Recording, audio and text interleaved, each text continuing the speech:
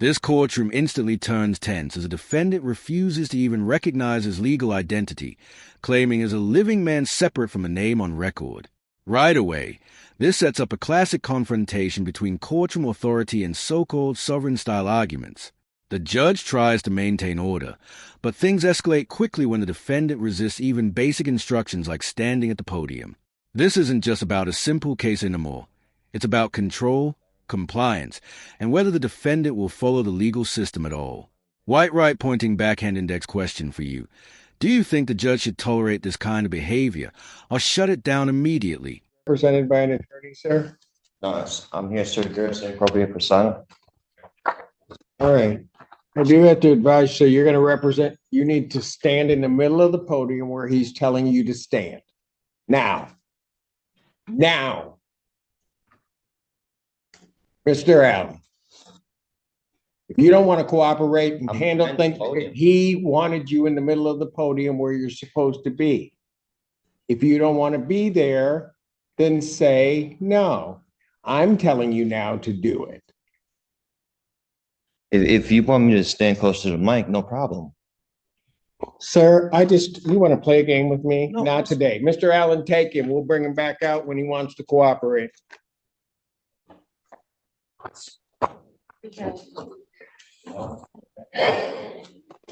Yeah, I need an interpreter for the last two and that one. May I swear the interpreter? Yes, is it for the last two cases? Yes. Yeah, that one we'll swear in. I am Tariq Samaritari Kade, the executor of the Tariq Samaritari Kade Living Trust and the registered owner of the Tariq Samaritari Kade Ex Relatione Kingdom Wilson Estate. Right. So you are. Here's where things get serious.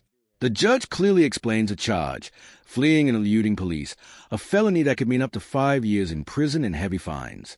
But instead of focusing on the consequences, the defendant pivots into arguments about religion and international law. Let's be clear.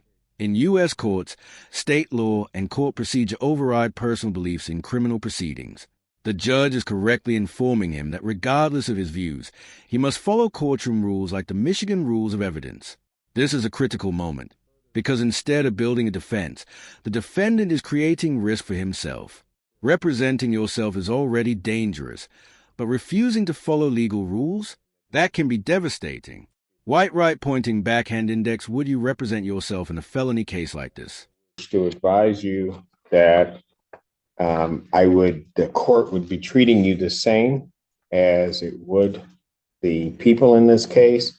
There are certain dangers to representing yourself in this matter, in that you will be required to abide by the Michigan court rules, the Michigan Rules of Evidence, and all of the cases and statutory requirements. You understand that?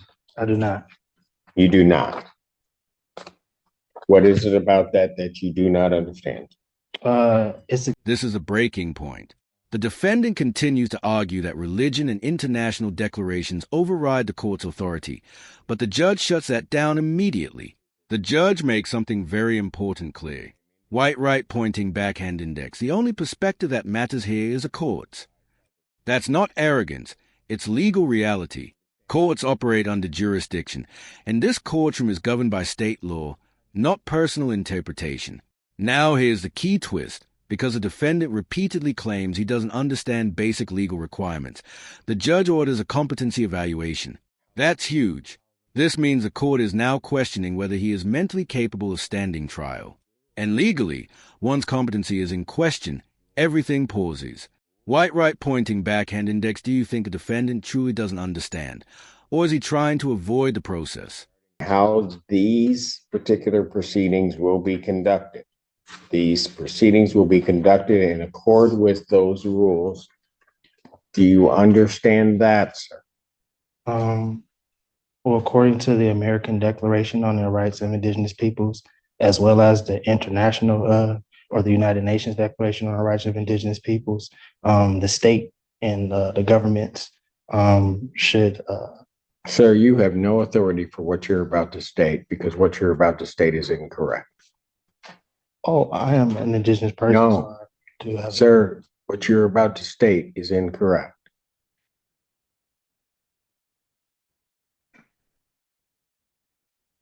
Well, If you were on indigenous lands, if that's where you're going, then maybe you might be right. As it stands right now, this proceeding is not on indigenous land. well, that's a matter of perspective, sir. It is, and the only perspective that's going to matter on that is mine. We are not on indigenous lands subject to indigenous or tribal rules. Is there You a are law? subject to the rules of the Michigan Supreme Court as they are promulgated, both in terms of procedure and evidence. Do you understand that that's what's happening, sir? I do not. What is it that you do not understand? I don't understand. Because I'm going to tell you something, sir. If you are unable to establish or understand what I'm saying, and go through this with you again, I have to assume that there may be some reason why you don't understand. This court will take precautions to protect your rights, and I will be sending you for a competency evaluation to make sure that you are competent to stand trial and to stand in these proceedings. Well, I would agree to a competency if the prosecution as well as the court and the officers agree to take a competency. That's not the way it works. You don't get to make the rules. I'm not. I'm ordering a competency. I'm not making. Defendant is ordered for a forensic evaluation. I will set a competency hearing in this matter for July 25th, 2024. At what time? At 9 a.m. Now, sir, I'm going to ask you this. Yes, sir. Because it's going to depend on where you may be staying for a period of time. If they send you information as to when you have your forensic interview, Yes, sir. are you going to cooperate and attend that interview? Under threat, duress, and coercion, yes. Pardon? Under threat, duress, and coercion, yes. No. Not how it works. I'm asking you, are you voluntarily going to cooperate? I say yes. Pardon? I mean, under it, yeah. I mean, is this